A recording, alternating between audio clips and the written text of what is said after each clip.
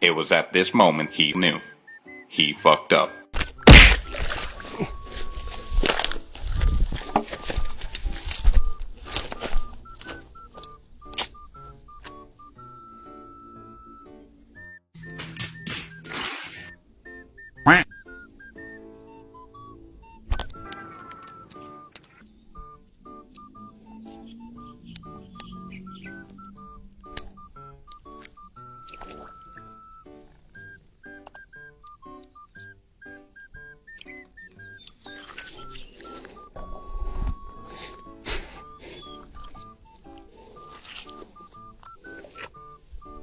Aduh, ay.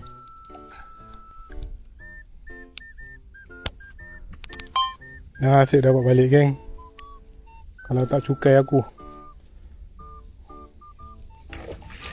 Ikan kecil je. Tapi boleh terlepas.